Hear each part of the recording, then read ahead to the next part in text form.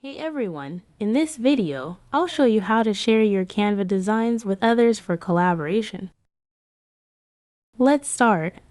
Open Canva and navigate to your project. On the left sidebar, click Projects to view your saved designs. Select the design you want to share. Click the 3 points in the top right corner.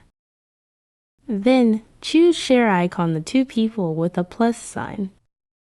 A pop-up will appear. Enter your collaborator's email address. Choose their permission level, can edit, can comment, or can view. For this example, we'll allow editing. Add an optional message if needed, then click Share. Your collaborator will receive an invitation to access the design.